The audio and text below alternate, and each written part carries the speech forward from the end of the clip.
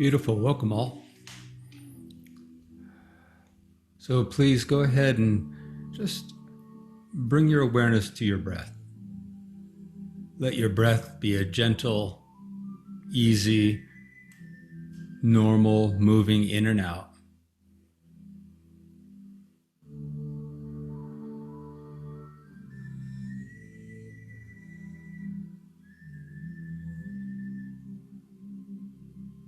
And on the next in-breath, just allow your awareness to follow the breath into the body and just notice the presence of a body.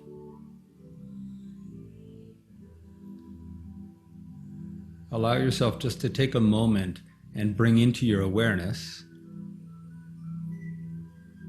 the presence of a body. It's kind of fascinating. It's like, oh wow, there's a body. I just pointed my awareness to it with some intention and suddenly, boop, it popped into my awareness. There's a body here.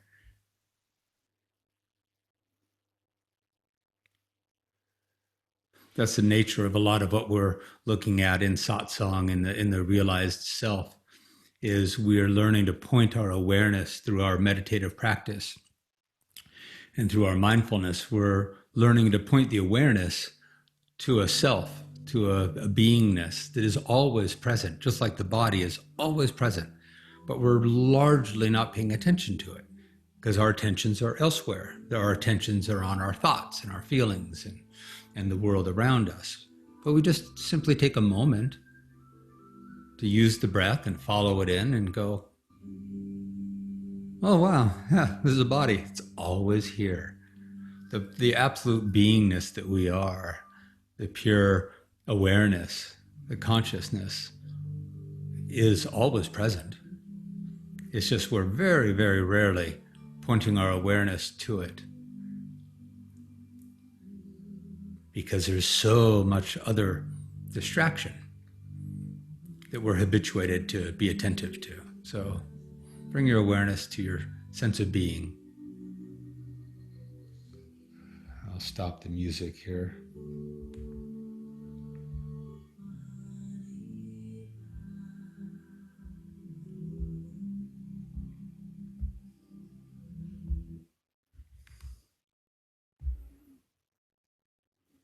Okay, beautiful. Thank you all for being here. It's a real treat to be back. It's a real treat to be back in satsang, to be back in community of consciousness, of presence and attentiveness to a larger dynamic, a more vast dynamic of what it is to be richly conscious and alive in this life.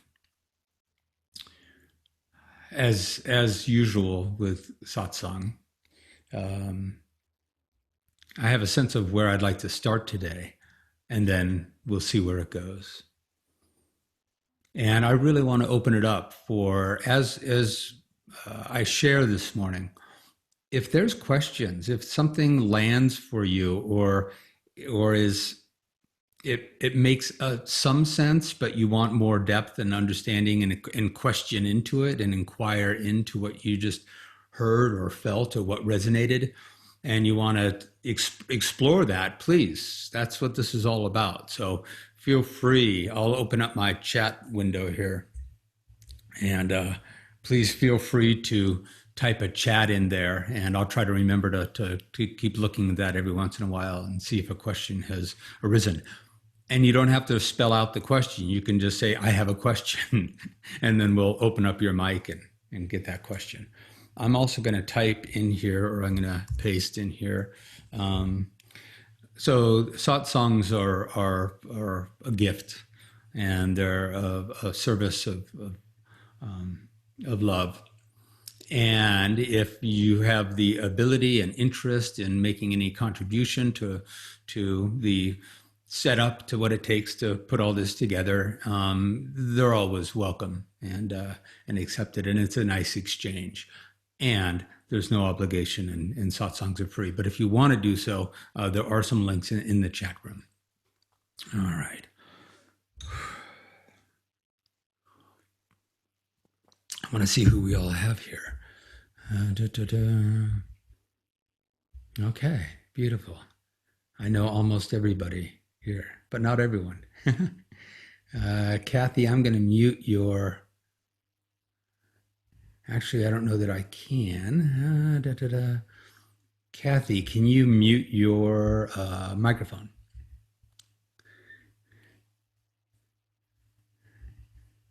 A lot of buttons to push these days. Oh, there is no microphone. Okay. All right, great. So let's jump in. So turn that off, turn that off, turn that off. Beautiful. All right. What's really been resonant in my own journey of deeper awakening and inquiring into the nature of conscious reality and embodiment and allowing and letting go and surrender.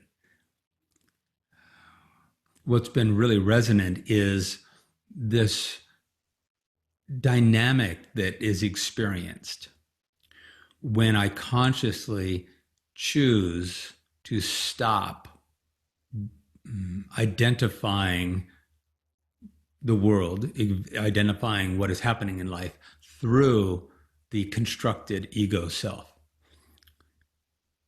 through the conditioned self, the programmed self, the mind generated identity.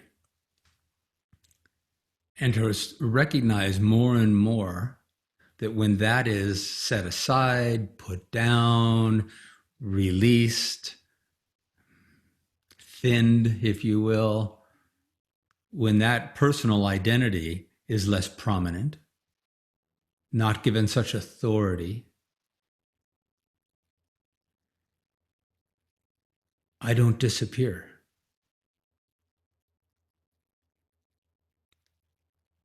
Life still happens. The experiences still happen. It's just that the experience that is happening is not an experience generated by my own conditioning and programming. When that layer, if you will, like there's life happening out there and it comes in and it's typically met by the egoic mind that says, well, let me tell you what's happening. I think this and I think that and I believe this and I believe that and this is good and that is bad and that is acceptable and that is unacceptable. All those definitions and assessments and negotiations and narrations of the personal identity that is taking in life and filtering the experience through conditioning, just through basically a computer programmed self. When that self is relaxed, is consciously looked beyond or felt beyond or let go, there's still something that exists. There's still a beingness. There's still a something. And on the journey, on the path of meditative awakening, which takes years and years and years typically to allow that surrendering of the personal self and the awakening of the true self beyond the temporary construct of self. When that eternal essence of being, which is consciousness or pure awareness, is allowed to be more forward than the personal identity, and we'll talk about how to get there, how to allow that more. But when that happens, it's stunning that everything, that life is still occurring, things are still moving. There's still the form and the dynamic world, but it doesn't come in and get immediately, the experience doesn't get immediately narrowed by a personal construct of self, by a personal self that is constantly opinionating and narrating and assessing and narrowing the experience into I like that, I don't like that, this is good, that is bad. When that's relaxed, what receives the world is pure consciousness, which is what we are. What receives the world is a vast presence of stillness. that notices and experiences life. And it's hard to describe, but in that experience, there's so much more ease and peace, because the one who's creating the dis-ease and the anxiety or the story of issues and problems, that self again is diminished, is let go, is set aside for a moment. And we give the world to God, if you will. We give the world to pure consciousness to experience through this divine vehicle. And there's just a broadening and opening of the experience without naming it, narrating it, good and bad. It is just allowed. And that pure allowing is not, that allowance is not actually an activity of the mind. Allowing, just allowing, is the nature of our beingness, is the nature of the pure stillness of being. So I wanted to talk today about this idea of getting out of our own way. What that means, what that experience can be like, and then how do we engage in a practice that makes that, allows that experience to be more natural, easeful, and available. All right. And I want to give an example of how this was unfolding for me, because any of this teaching is really, I listen to my teachers, I listen to my own consciousness, or the consciousness of being, and there's a lot of information, there's a lot of experience, embodied experience that is available in that. And then I'm just tracking this journey as it's unfolding and then sharing that. Because I know that that's what's been helpful to me, is when my teachers speak to their experience about where it was difficult and what edges they met and how it was hard, and then where the ease happened, and what techniques or meditations or practices or devotions or disciplines were valuable in their own journey of awakening. And it was one of the most valuable things in the world for one of my teachers to acknowledge that it was like, hey, man, you really want to know the truth of your absolute beingness? Great. Devote yourself and know that that is your desire, to know truth, to know the true nature of your true being, and then be patient, because, and as he said it, he goes, 10 years, hunker down, be ready to be frustrated and dissatisfied for a while, and 10 years. And he was saying, this is Haji Ashanti, who's from a Zen background. And he was saying, and that's within a Zen community practicing this 24 hours a day, 7 days a week. So I share, because of the devotion and the discipline over the years is indeed yielding an awakened consciousness. And there's a delight or a peace within that. So one of the ways that this opened up recently was, some of you may know, I just got back from a road trip, about a 10-day road trip up through Southwest Colorado. And I'd never been in that area, driving up in that area, and I'd been looking forward to it for a while. And the very first day, driving from Cortez, Colorado, up toward Telluride, is reported to be one of the more beautiful drives you can do. It's just stunning mountains in all regards. And I left Cortez early in the morning and went out to make this drive, and it was cloudy.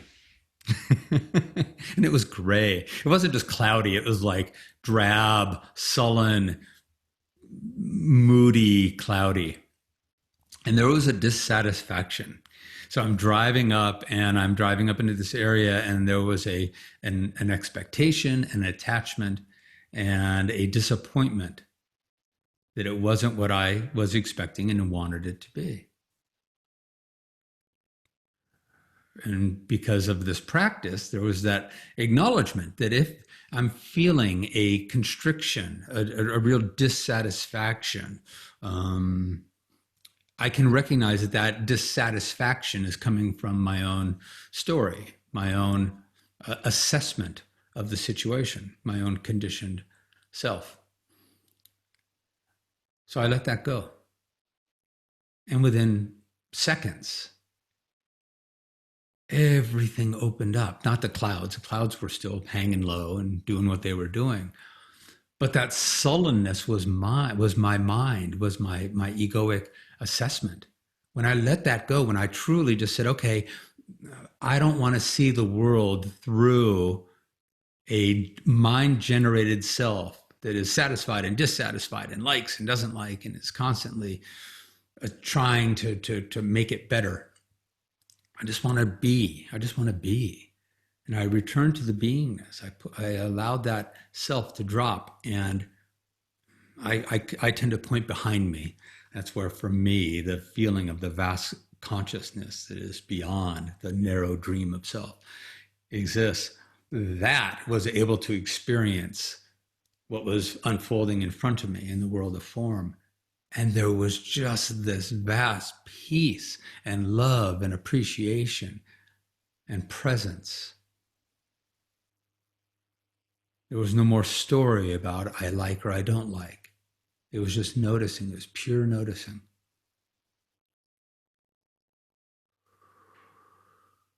And there was peace. And that's the peace we're looking for. But if we don't know that we are the peace, that the true beingness of consciousness that we are is peace, and we're still identified with a personal identity, primarily, that personal identity will try to create peace by trying to manipulate the world to create more peaceful or desirable situations.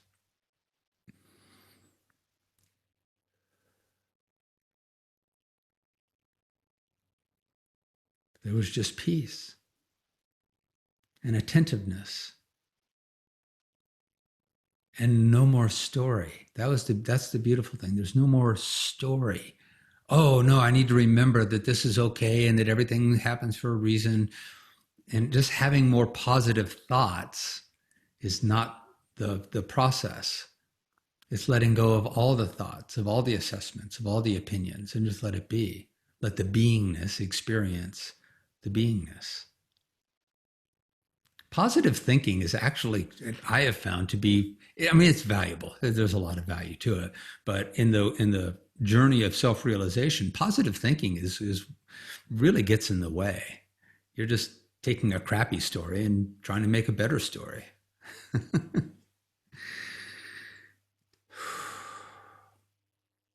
Then on the other end of the spectrum, there I was days later, and the weather had cleared, and I'm up hiking in the high country, and it is stunning. I'm off trail in these meadows filled with wildflowers and these incredible mountain peaks, and watching thunderstorms roll across the mountains. And it's just everywhere you look is mountains, and every mountain has a different personality, and each mountain changes its own personality through the day depending on how the light's falling upon it. And I was just reminded of Galen Rowell's beautiful photography, and his company was called Mountain Light, I think, because there was just this grace, this constant dance of experience as the mountain light shifts. So there I am, and that practice came into prominence again, of letting go, of seeing the world through my filter of satisfaction or not. And of course, that filter was quite satisfied with everything. This is stunning. This is amazing. But when I let that go and just let it be, again, the experience broadened into this vast peace and allowance that wasn't narrowed through a story. It was an awesome story. This is amazing. That's amazing. That's beautiful. This is cool. That's a wonderful dream. It's a wonderful construct of the mind, naming this cool and that not cool, and this is beautiful and that's awesome. But it's still a narrowed experience. And when that got let go, again, there was just this allowing, like so much more came into the experience that didn't need to be narrated or assessed. So we're talking about getting out of our own way, and that's what that means. Getting out of our own way means learning the practices or using different practices to awaken, to become aware of the vast presence of consciousness beyond any story, any thought, any assessment, because those are always coming and going, arising and passing and shifting. Within, if you pull back the awareness, within a presence of beingness. So the idea is to become more aware of, present to, the presence itself that never changes.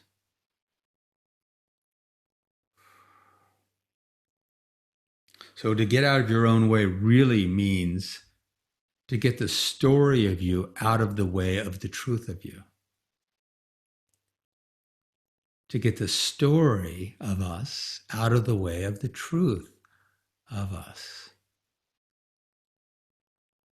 To get the limited, narrowed, egoic, personal, constructed identity out of the way so it no longer veils or clouds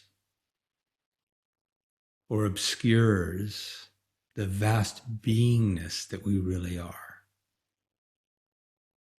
which is always there, can't not be. It's what we are, can't not be there.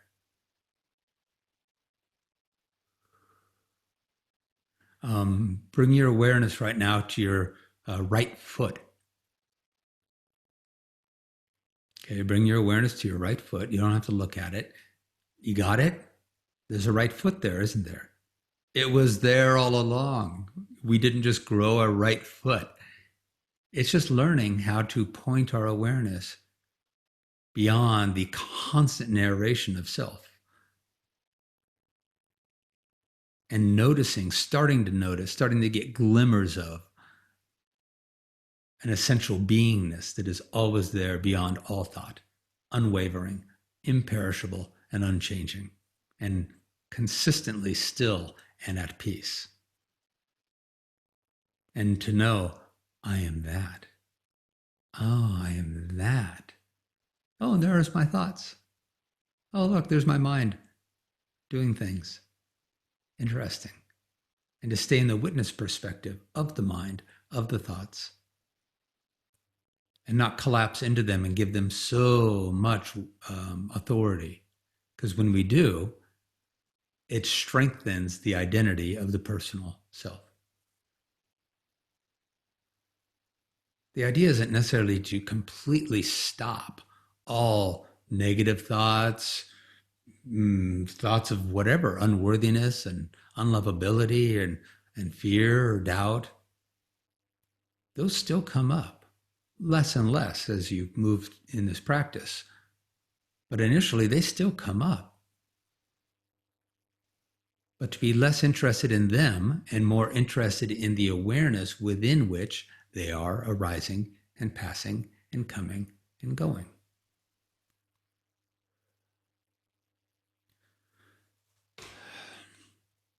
Are there any thoughts, questions, reflections, queries, inquiries so far?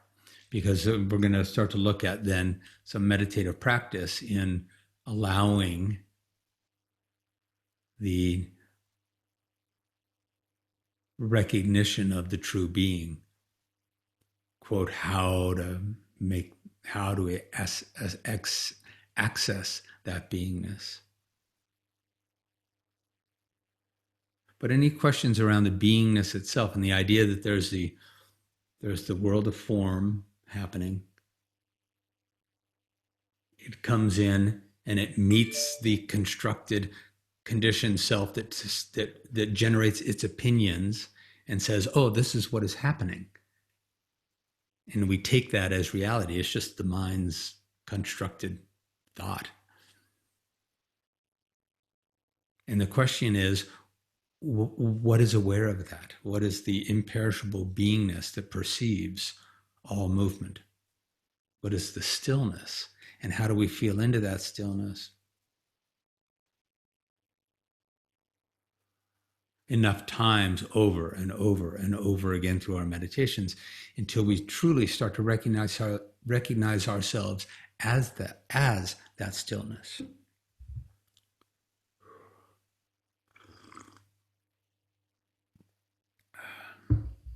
It's a beautiful, beautiful journey. And it can take a long time. For some, it happens very quickly, very rarely.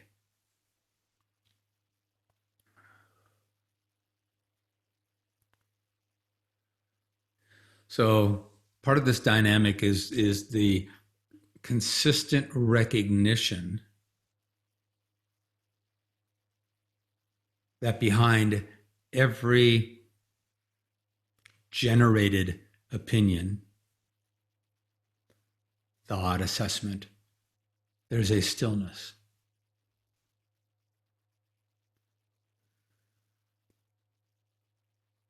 And to start to learn to point our awareness to that stillness, just as following the awareness following the breath into the body, we choose to say, okay, now become aware of the presence of a body. Oh, there it is. Same thing with awareness. We can learn to point our awareness beyond the thought and inquire into what is this something that is always there when I'm not thinking myself into being, when I'm not generating my experience through my programming, through the conditioned mind.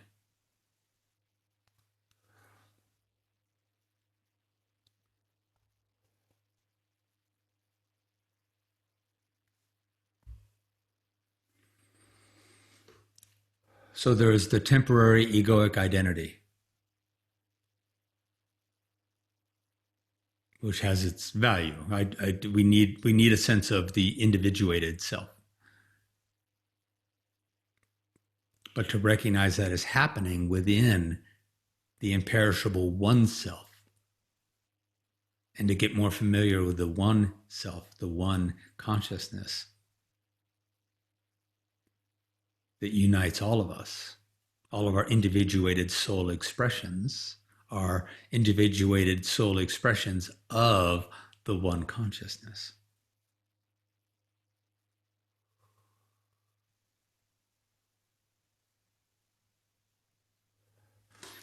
And before we look at a meditation or a modality of awakening that more and more, what starts to become apparent is that I wrote about this a little bit yesterday. When we're asleep at night having a dream, if the dream is really bad, we tend to want to wake up from it.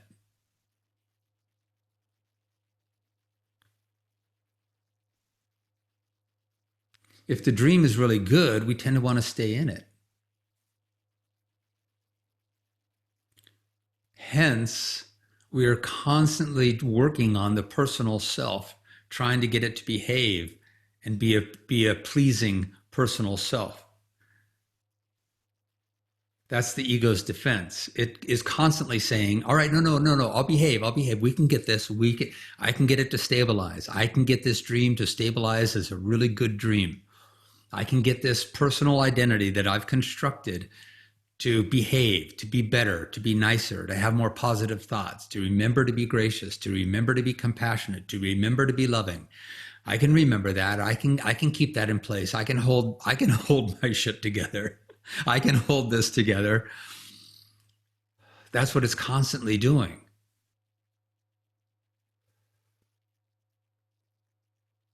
And it keeps us going, all right, your dream's good enough today. All right, I don't need to awaken. There's no need to be anything else. There's no need to see beyond this dream because the dream's good enough. Or some days the dream's pretty crappy. But it's, I know this will pass, and therefore I'm just going to stay in the dream itself. What a liberation it is to awaken the imperishable, unmoving stillness of being that that we can watch, we can rest in as, and be attentive to and aware of the mind's shenanigans and the mind's dreamed story. And the less we give attention to and credence to that dream story, the quieter it gets, the less it is engaged. And the mind will stop doing things that it does not find to be valuable or useful or that work. So if it keeps presenting you with the false you and saying, yeah, I'm the one who can help you navigate this whole world through your conditioning and your programming. If we can notice it and see it, but not believe it, not keep falling into listening and following its assessments. When we stop believing it, it recognizes, you're not believing me anymore. This isn't working anymore. And it relaxes, and it eases, and it calms. And that habit becomes less pernicious, less dynamic. Beautiful. Hi, Paul. Very well put. The awareness beyond thought. The awareness beyond thought appears empty to me. Yes, yes. That emptiness makes my mind ask, where's the freedom? Where's the bliss? That's my conundrum. Beautiful. Yes, yes, yes, yes. This is it. This is it. This is the habit of self. Being very dissatisfied with the experience of what it calls emptiness. It says there's nothing going on here. This is new. This is unfamiliar. I can't trust it. It's like a stranger to ourselves. It's like if we're addicted to some level of drama in a relationship, and suddenly we're in a relationship with somebody who's really at peace and present and not engaging us in this dance of drama, we might go, well, this relationship's boring. Where's the juice? Where's the drama? Where's the excitement? Where's the stuff? And this is what Mooji, the beautiful teacher Mooji, speaks to when he says, this is the ego saying, yeah, but what about me? How am I going to get my sweeties? How am I going to get the things that have always satisfied me? How am I going to get my satisfaction? And the answer is, you're not. Because you are just a construct of conditioning and programming. Therefore, I'm not going to feed you anymore. And it says, this is bullshit. And I'm not getting what I want anymore. So initially in the work, in the meditations, we start to recognize the dissatisfaction, the unsatisfied nature of the experience. And you ask the question, Paul, and what is aware of that? What is aware of the dissatisfaction that is moving, right? It was dissatisfied yesterday. It was really dissatisfied today, not so much. Maybe tomorrow it'll be not dissatisfied. That movement of grasping, clinging, chasing, seeking, that is happening within what?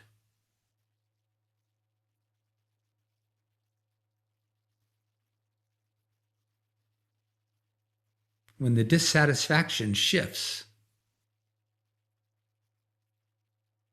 there's a pure awareness within which that is shifting.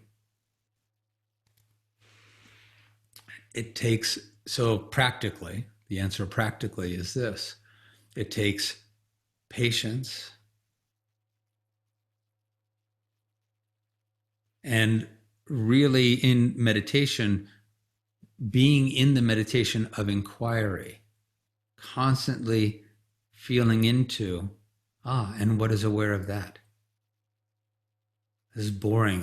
I'm looking for the goodies. I'm looking for the wow. I'm looking for the, this is what gets a lot of people. They're looking for the, and it turns out that enlightenment or awakening is nothing extraordinary. It's just the awakening, the allowance, the presence of what we are. And what we are is not blown away by itself. It's just sweetly satisfied. It's just sweetly, it becomes hard to describe. There's just a beingness. So it's good. Notice the dissatisfaction. Notice the, where's the bliss? Yeah, where's the freedom? Where's the bliss? It's in the not needing the bliss and not needing the freedom. The very one who wants the freedom and wants the bliss is the one that feels disconnected from it. So that's the ego trying to co-opt every bit of spiritual awakening for its satisfaction. I'll give you one more, maybe one more, we'll see. Analogy. Imagine that you've never been asleep. You've never had the actual experience of laying down in a bed and falling asleep. But you've had friends who have fallen asleep. And they have spoken to you about there's this thing called sleep. It's awesome. It's a very different experience than not being asleep, and how you should really experience it. And for years, you seek, you move toward, you want to have this experience that you've heard about from masters, from others, called sleep. And one day you're getting pretty close, and you're with somebody and they're teaching you about sleep, and you're like, I think I'm getting this. And so you lay down in the bed and you've understood about letting go, about surrender, about not efforting, about just letting it happen. And so you start to drift off to sleep. And this happens often in meditative practice too. We start to drift into the oneness, allowing the coming forward of a oneness. So you're starting to drift off into a sleep, and there would be a jerking awake. And it would be the ego body saying, oh, whoa, I almost fell asleep. And if I had, I wouldn't have had the experience of being asleep. I want to be present for sleep. The awakened self wants to be present for the sleep. Because it's going to feel really ripped off if it's been working on this for a long time, but the experience of it happens outside of the wakefulness. It would say, whoa, wait a minute. If I actually allow myself to be asleep, I won't experience it. But it turns out the sleep experiences itself. So you turn that around now, and you recognize it as you're seeking for an experience. Who's the one seeking for the experience? Let that one go.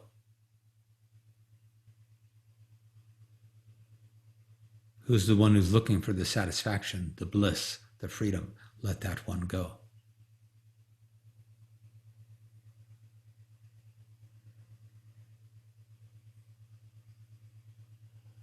It appears empty. Okay. Who's dissatisfied with empty? Now I can tell you that yes, you be sad, be in that, and the emptiness will start to turn into a fullness, but then you're just going to look for the fullness. So it's looking for the emptiness.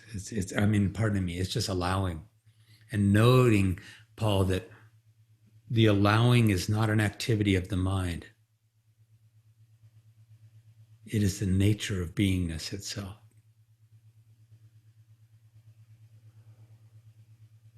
So let's look at how to, one way, a modality to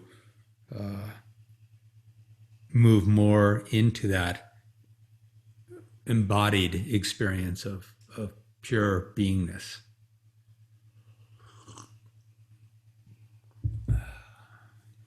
And Paul, if you have any desire to ask, unmute your mic, please feel free, and we can explore this a little further. It's up to you. Sure, I'm happy to unmute. I think there's some feedback happening.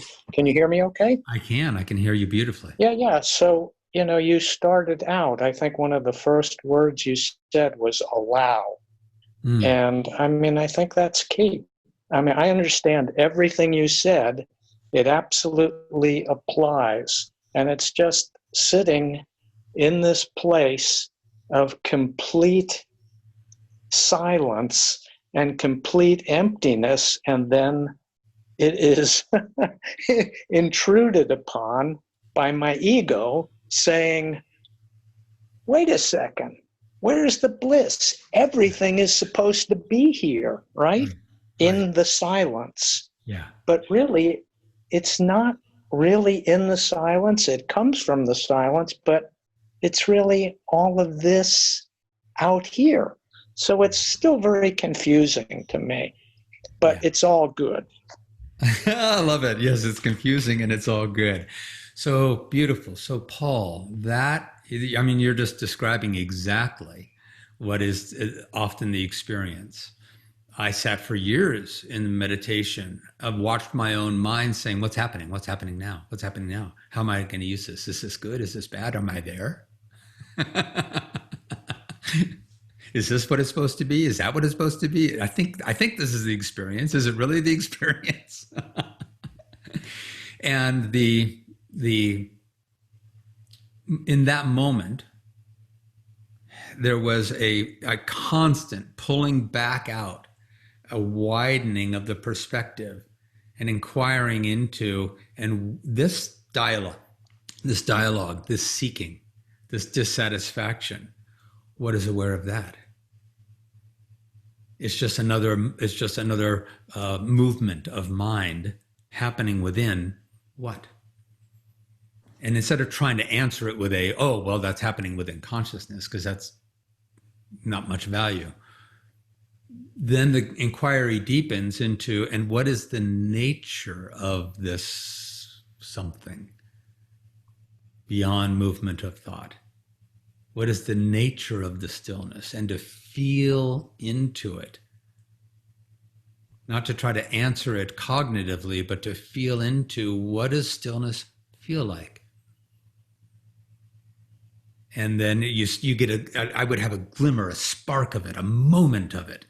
And immediately the ego body would jump in and go, ooh, I think I got it. So what if, and so in that moment, I'd watch the slipping in, slipping out, in, out, in, out. And I would just go, ooh, yep, there's that. And what is the stillness within which that is happening? And then I'd watch the mind have activity and try to decipher and grab and hold on to. And then I'd notice it. And as soon as you notice it, you can then pull back out again and say, and feel into, what does stillness feel like? Within which the mind is the ego is trying to grab and hold on to and co-opt this experience. Yeah. So, the other thing the other side of this that crops up in that silent space is, can I trust this? If I stay here, will something bad happen, right? Because it's totally empty. It's, for me, my experience is total emptiness. Yeah. And the other thing that will pull me out is, can I trust this? Okay, good. That's a good question. Can I trust this? So in that moment, you can smile at and just be curious about and watch with fascination is, who's the I? Right? Can I try? As soon as the question arises, notice where the question is coming from. So where's that question coming from?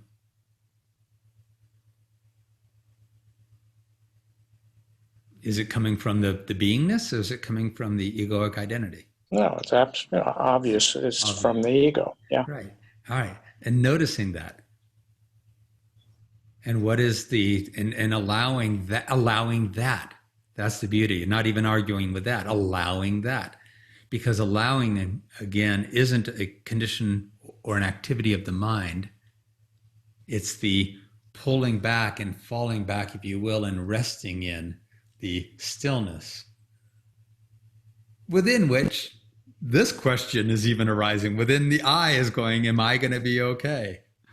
Right. I think that, the first word I wrote down in my notes was allow. Beautiful. Allow. Yeah. Allow. Very, very deep, profound. Okay. Thank you. Thank you, Paul. And it's not the ego allowing, right? It's not the ego allowing. It's good point. It's the recognizing the allowance is what is already there beyond anything. The ego will allow and not allow and like and not like, and that is happening within an allowance. The pure allowance is even watching that. Beautiful. Yep. Thank you, my friend. Yep. All right. Brett, isn't the ego acknowledging the feeling of awareness, stillness? Does it ever truly turn off?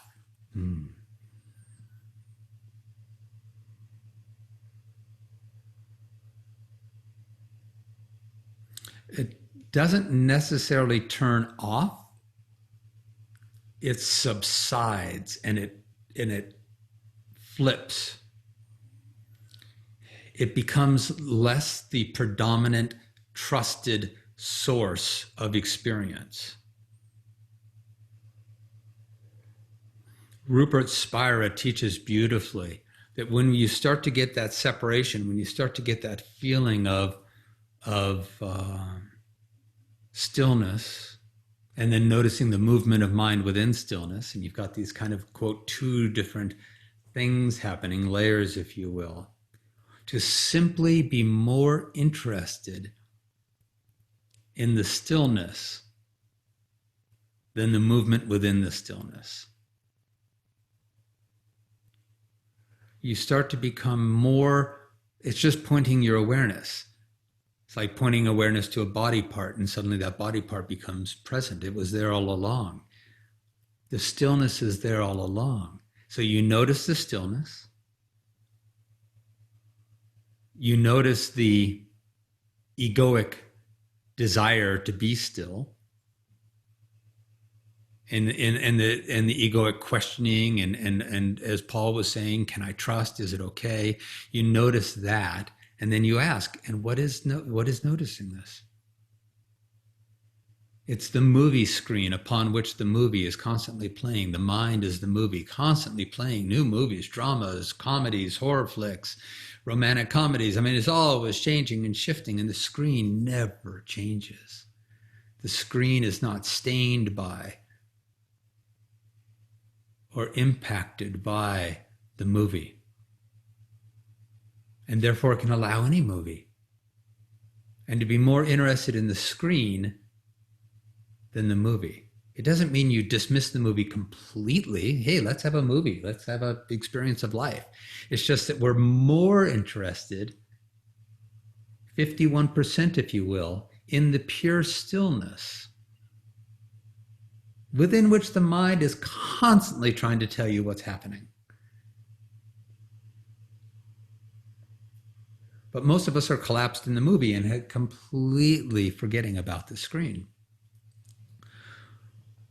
So it comes to a point where you can walk through the world noticing everything, being more rested in the state of noticing the movement of life, noticing the movement of mind, noticing the where we fall back into the, like I did driving up into the mountains. I don't like this. I'm dissatisfied. Oh, yeah, okay. That was my mind playing a movie of dissatisfaction. And I pulled back out and allowed myself to rest in the screen, as the screen. Noticing my dissatisfaction. And the dissatisfaction lost its power because I was no longer interested in the dissatisfaction or the story of dissatisfaction. I was more interested in the stillness within which the dissatisfaction had arisen and was going to keep moving.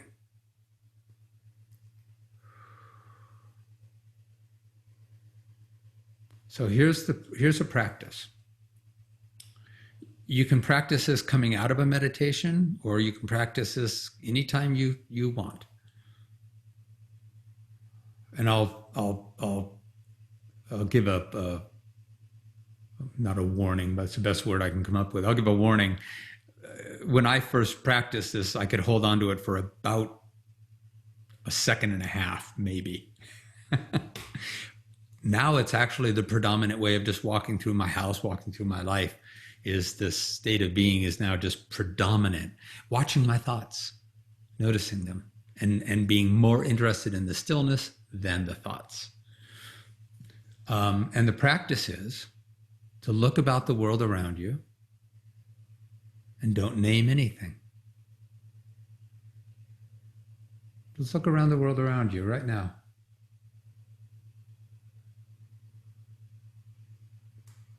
And then notice that any naming, any assessment, I like, I don't like, that's a plant, that's a dog, that's a bird.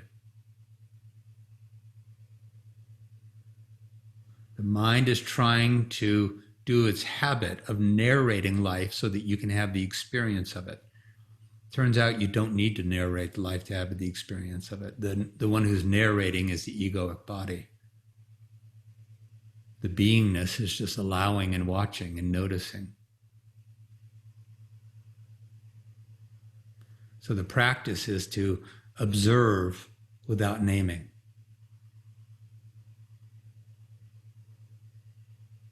Now, then the mind says, yeah, but I can't live like that. No, it's valuable for me to look out the window and go, oh, a cardinal. But so what we're doing is we are not putting down the personal egoic identity to dismiss it completely. We're putting it down long enough so that we can have an experience of something beyond it. The one that doesn't need to name, the one that can just be and notice. Wow, when I'm not naming things, and when I'm not naming me, and I'm not even naming my experience, I don't disappear. The experience doesn't stop. It just changes. It doesn't stop. What stops is the story and the opinions and the assessments so much. And when that relaxes, you notice, I seem to still be present.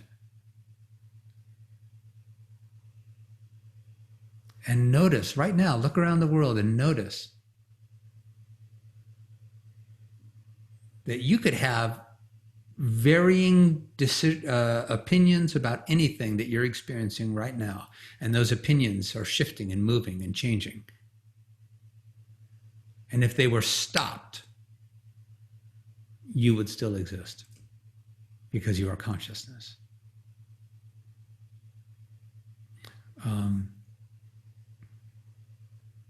When we fall asleep at night and fall into a dream, does the you go away? Do you cease to exist? No, you're just focused on, you're collapsed into a dream, but the one that is dreaming is still there. And when you wake up in the morning and you stop dreaming, the mind stops its fantasy of experience, you don't have to recreate a self. You're there. You're always there. So if you weren't naming everything, determining, assessing, narrating, you will start to notice that you still exist. And that beingness, that imperishable presence, is a stillness.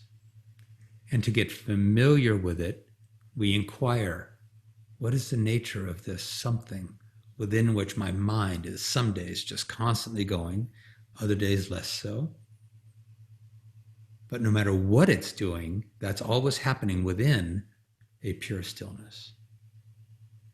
So you can use the mind to see beyond the mind. There's an old adage that says you can use a thorn to remove a thorn. If you have a thorn in your arm, you can dig the thorn out. You can use the mind to see beyond the mind. Use the mind, just like you use the mind to say, oh, let me be attentive to following my breath into the body and noticing that there's a body. Oh, now that there's the presence of a body, I don't need the mind so much. I'm just be with the presence of body. You can use the mind to say, within what is my mind constantly moving? And what is the nature of that? What does it feel like? So I sat for years in meditation just feeling back into an embrace. That's the way I described it. Within what embrace is this whole egoic dream occurring?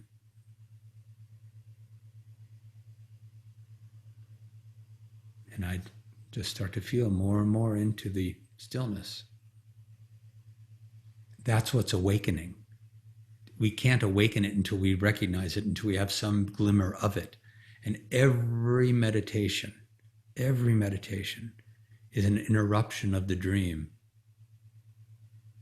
and a glimmer, a glimpse into the feeling of stillness. And I love Paul's question, because it's like then the ego goes, but this is supposed to feel a certain way, and I'm looking for that. Where's the bliss? Where's the freedom? Okay, that question is happening within the stillness.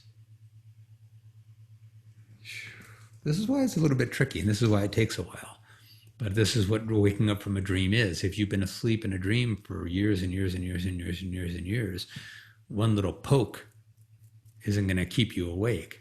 One little meditation isn't going to keep you awake. You might wake up for a glimmer, a moment within a meditation and go, oh. And then the mind is going to go, what's happening? What's that? What's that? How am I going to use this? Is there any value to this?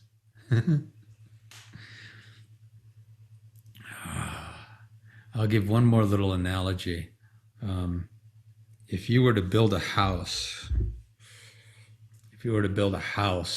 on top of a piece of land, you're in Hawaii, you're over on Kauai, and you've built this house on this piece of land, and that land used to be verdant and vital and full of lush foliage. And you built a house on top of it, a constructed self. You've constructed an identity on top of the truth of you, over the truth of you. And that's been where you've lived, and that's been the only thing you've known. And one day you finally get it. Oh, this construct is limiting, and it's not really me. So let me start to remove it. Let me start to not listen to it so much and not give it such credence. And you remove that construct. The land underneath that house is not going to automatically be burgeoned with a springing forth of the vitality. It's going to seem barren. It's going to seem empty. But all you have to know is that it is still the truth. It's just not fully recognized yet. And that this wasn't really you anyway. Keep remembering that. That's not really me. You can start every meditation with, I don't exist. This whole me thing is just a construct. So let me just see if I can put it down for just a moment and feel beyond it and see what's there. Oh, it's emptiness. It's not very satisfying. Okay, sit with that.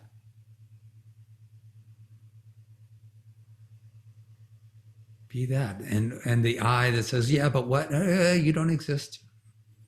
That's just mind. What's beyond mind? That's just a cloud passing, a thought passing within the sky. What is the nature of sky? What is the nature of the screen upon which the movie plays? And just keep feeling into the nothingness, if you will, the emptiness, without needing it to be anything different.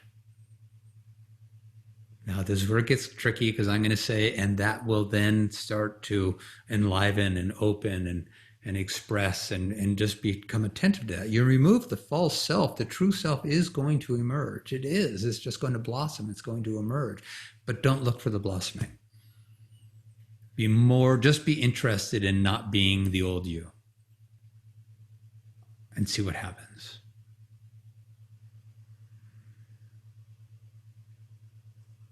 And the ego says, well, that is not very satisfying. And we look and we say, yes. And yeah. And if that thought just arose within a pure stillness of being. That thought is part of the movie that is playing upon the blank screen. And it's like, I don't want to be a blank screen.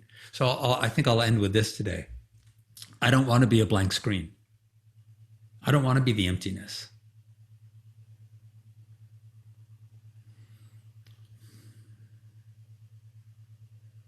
But you also don't want to be this constantly needing to be maintained personal identity that is just a programming. It's just a computer-generated program self. You don't want to be that either. What starts to happen is when the personal dream of self, the constructed self, falls away, the soul becomes more apparent. And I call it the soul and God dance. The one imperishable source, love, God, awareness, consciousness, the vast stillness, knowing itself through each of our individuated souls, so it can know itself in its infinite potentiality. And my soul doesn't need the personal identification. My soul can navigate life quite fine. In fact, it navigates life beautifully and authentically. And my soul moves toward this, and your soul doesn't. And my soul loves that, and your soul loves this. So we start to be able to listen to and abide the beautiful soul God dance that will guide us beautifully. And the ego says, but I don't know if I like where we're going. Yeah, well, you're just made up anyway, and you're full of conditioning and construct and stories and wounds and pains. And so we'll attend to you, we'll heal. But I'm not going to listen to that as much anymore. I'm more interested in listening to my intuitive nature of being and see what that does, see how that guides us. And it'll guide us quite beautifully. In fact, it'll guide us more authentically than any programmed identity ever could. And there's an ease in all of that. There's just an ease. Because we come to recognize that the one who is truly present all the time cannot be destroyed. Imperishable. That life could happen in any way that life happens, and the beingness cannot be destroyed. Ah, beautiful. Thank you for the conversations. Paul, frees up a lot of mental space. Yes, it does. My God. And we don't know how noisy the mind is until we're more in the quiet. It'd be like having a sound in your house, a white noise sound, constantly going. You wouldn't even notice it until one day it was turned off. And you'd go, oh my God. Oh, I had no idea that there was that much noise happening. So yeah, it frees up a lot of mental space because everything gets a lot more quiet. Because with the noise in our mind, in our experiences, typically the egoic self, the conditioned self, constantly scanning for and narrating life for its own satisfaction. The conditioning is looking to make sure that life happens in a way that satisfies the conditioning and doesn't threaten the conditioning. Whoa, that's the noise that's in our head constantly. The beingness just is. It watches our own disturbances, our own mental and emotional disturbances. Those can still arise. And those can arise within a stillness. Oh, I am the stillness. Oh, wow, watching, my mind is tripping out today.